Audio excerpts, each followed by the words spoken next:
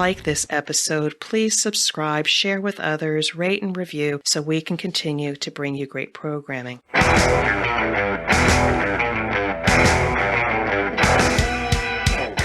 is The Thing About Cars, a podcast for car enthusiasts and the people who love them. Hello, this is The Thing About Cars. Ben and I are here at German Car Day Atlanta. How are you, Ben? Oh, pretty good. This is technically the Deutsche Klassik event. The Deutsche Klassik event, right. Deutsche Klassik Atlanta. You know, you and I were talking earlier. I want to make sure we got this on recording just because I'm not sure it took earlier and it was very noisy at the time. But, you know, we're at German Car Day. There are tons of really cool looking German cars around. Why is it that I can't get a good brat or a good piece of schnitzel and some spätzle and a big, like, gallon-sized flagon of beer? I guess the right vendors just didn't show up. It just seems like such a crime. Yeah, it does. It does. We've both been to Germany, so, you get a nice chilly day like this and people in the street mingling around, and you just want that good German, delicious comfort. Yeah, give me the German vibe because it's awesome. And in spite of it being a cold and slightly wet day, there are a ton of people here. There are, yeah, more cars than I thought would come. More cars. And so here we are walking around and looking at all these things. It's German cars of a certain vintage, right? Right, they're all 25 years or more of age. Right, which in our lifetimes means that the cars that I was admiring in high school are also here on the street, along with some stuff that's much, much older than that. What's the oldest thing we've seen? Probably the Go-Go-Mobile delivery van, yeah, which I think dates to the 50s, if I had to guess. Yeah, I think that's right. I think there's a 60s era Mercedes that's over there. There is, yeah. It looks something like a limousine. Oh, yeah, that's a big old 600 Grosser model, which was designed for presidents, but I don't think any actually ever used one. But That's a 66 model. Yeah, all in all, a totally fascinating show. The stereotype of German utilitarianism, that kind of, I'm seeing things that sort of catch me by surprise because that is the stereotype, right? Very efficient, very utilitarian, very precise engineering. But there is a German design sensibility, wouldn't you say? Yes, there is. And the Germans really do have much more sense of style than people give them credit for. It's understated. It's not as flashy as, say, Italian style. But, you really look at the lines on some of these cars, and they're very tasty, very nicely done. Yeah. Oh, yeah. I mean, Porsche alone. Porsche is slick and sexy and all that. But holy mackerel, there's so much history on these cars, and and the design sensibilities don't tend to change a whole lot over time. Like if I say Volkswagen to you, only until recently, Volkswagen tend to have a very distinct shape if you're talking about a Beetle, right? Or if you're talking about a Golf, they all tend to have a certain body style that you're used to seeing, and only like in the 2000s did that change at all. Even then, it became its own, continual, familiar, sort of thing. There's a familiar flavor, within the manufacturers. Like the earlier liquid-cooled VW era, your Rabbits and Golfs and Scirocco's and things. They all had a certain kind of familiar feel to them, and I think all the German manufacturers are very good at that. Yeah, yeah. It made sense to me, right? Because they just kept on improving on the thing over time. But a Scirocco was always a Scirocco, right? It never. Oh yeah. Yeah. So what's your favorite thing that you've seen so far? What has stood out to you today? Oh, it's a really tough pick. I really can't narrow it down to one. There are so many that, given the opportunity, I would take home. Yeah. Some of the notables. There are a couple of like 1980s M5s. They were these black, sexy, kind of Darth Vader sedans. Just really, really amazing. The first generation M3, there's more of those here than I think I've seen before in my life. Yeah, yeah. Those stick out in memory, quite well. A couple of Porsches, a couple of 356s that just made me drool. And then on the one back row there was that really nice, about 81, 82 Audi Quattro. That still looked like new. Yeah, absolutely. That thing just made me drop my jaw. In fact, I don't think I would have a hard time determining if I could only take home one car. That would be torture. If I had to choose, let's see. So if you had to choose, Ben, I mean, I know you say it would be torture, but if I said you can only take home one and you have 30 seconds to decide, which one would you take? Well, in that case, I would have taken the BMW Z8. Yeah. and then probably would have sold it and bought some of the other ones. Not that I would have sold it easily, because I like that as well. Yes. Yes, it's a sharp-looking car. Yeah. That's a good strategy. In my case, if I had to take home one and you gave me 30 seconds to decide, I keep going back to that Quattro. Yeah, that was really, really nice. And just because, for me, it's just a piece of my memory that I was very fond of. It was a car that I'm like, man, that just looks like so much fun. Yes. And it was getting such rave reviews back in the 80s when I was learning how to drive. Yeah. But, it's a hard choice. I would have a hard choice to pick between that Quattro, that M5, that Darth Vader M5 that we were looking at. Yeah. That black one. And the BMW 635 CSI. Yeah, those were really cool. I built a couple models of those. There were a lot of BMWs I built models of growing up, but the 6 was one of the ones that I built a couple of. And I would look at them on my shelf and fantasize, about owning one someday. Yep. Another one that stands out too is my friends Dan and Pam brought a Mercedes today. I forget the year, but it's 1970-ish, 68, something like that. Mm-hmm. But it's a big green 4-door. And it's a dark green with a tan leather interior. It's got a 4-speed column shift manual and a 6-cylinder engine. And it's a comfy, luxurious sedan. It's not flashy necessarily, but it's got charisma. Yeah. And Dan tells me that it's the perfect car to go out to dinner in the evening, just ride along and feel the smooth comfort and just soak up all that charm that it has. I wonder if it has power steering. I don't know. It's old enough not to, and meaning it's old enough not to and not suffer from it. Right, but being Mercedes, who knows, it might. Yeah, it might. But yeah, it looks like just a perfect coach vehicle, a good, let's go out to dinner in the Mercedes kind of thing. Yeah. Absolutely. Just totally comfortable. So did you have an item of car trivia, German car trivia for us today? Oh, yes. Thanks for reminding me. Mm-hmm. Well, the one that I kept zeroing, it was kind of a tough choosing because there's so many stories there, but the one I zeroed back to is the question basically is, what year did Volkswagen come to the United States? Ooh. Okay, what year did Volkswagen come to the U.S.? And I'm going to have a hard time even narrowing it down by decade. I'm pretty sure it's not the 60s, unless it was the 60s and the hippie movement started to help it take off. You had all those people in VWs back in those days. Could it have been the 50s, post-war 50s? You're close. Close? Would it have been post-war 40s in that case? Yeah. And not pre-war 40s because nothing. There was no VW pre-war. Well, I mean, there were things that led up to it. But yeah. So not the actual item. Volkswagen ended up in the States post-war 40s? Yeah. And the United States didn't mind, having just beaten the Germans, and there was no anti-German sentiment that made their arrival difficult? Well, it's hard to say. I wasn't walking around at the time. Yeah. And they didn't come in a big way. Oh. The year was 1949. Oh. And they brought 2 cars.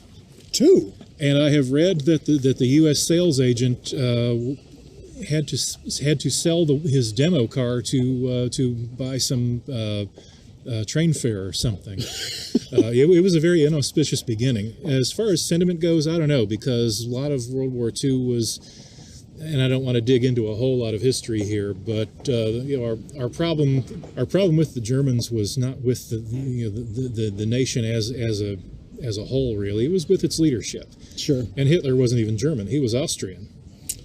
I guess that's true. It was a good country that had a bad government, and that's where we had the problem. Yeah.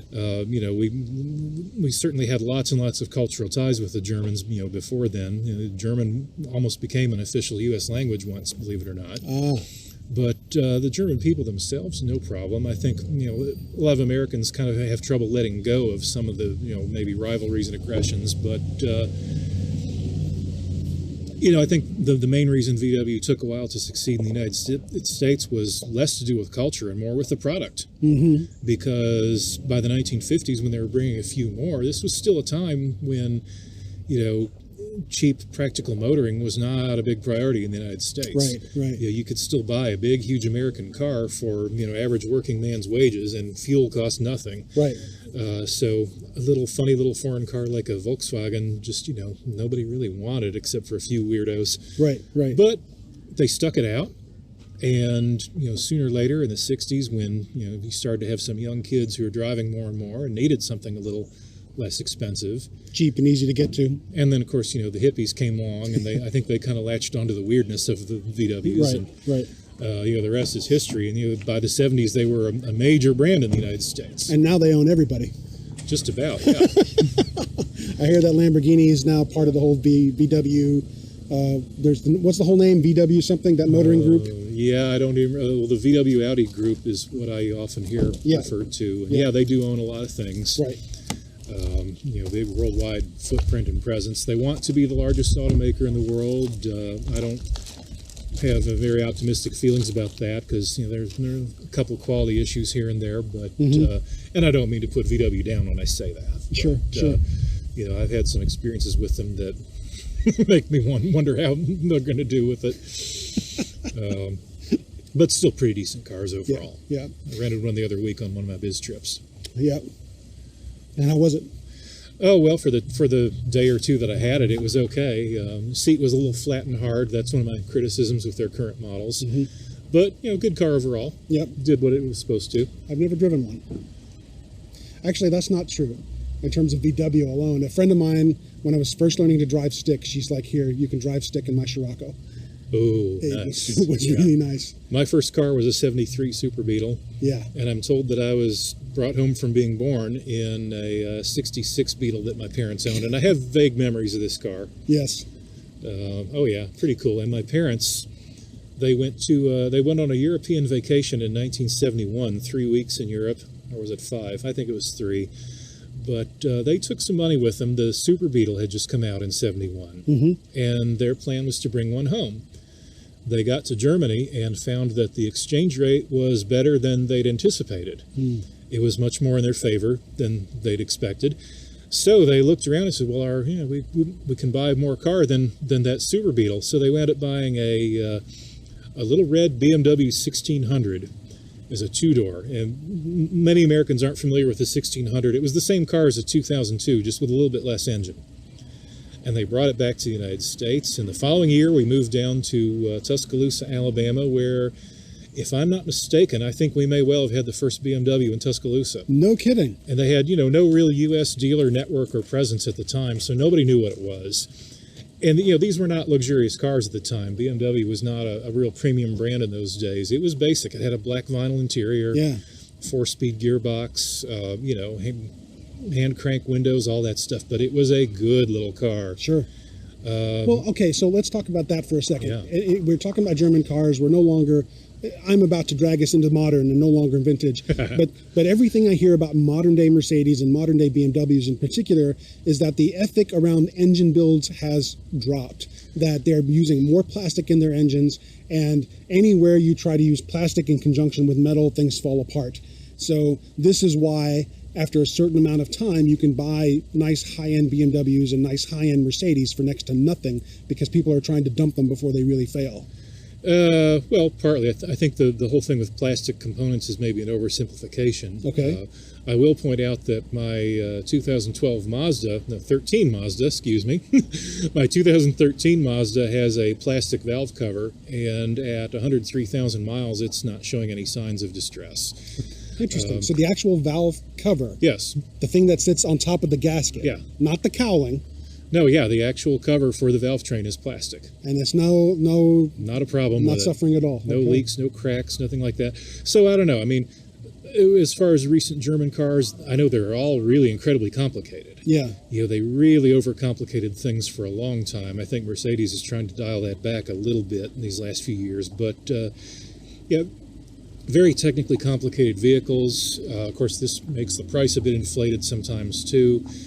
If you've driven a late model BMW, and I have in some of my business travels, they are super complicated. Lots of menus and screens and things like that. And BMW and VW both, their infotainment systems are a nightmare as far as finding things in them and controlling things. A VW radio has no seek and scan button. You've got to go into menus and dial around and stuff. And it just makes me want to pull my hair out. Give me an old 1970 Blancpain with 2 knobs on it, and I'm A-okay. Yes, thank you. Yeah, and modern radios don't have to be complicated. They just chose to make them complicated for whatever reason. But, Sure. But yes, the thing with high-end cars selling for really, really cheap because of maintenance and repair issues is absolutely correct. Okay.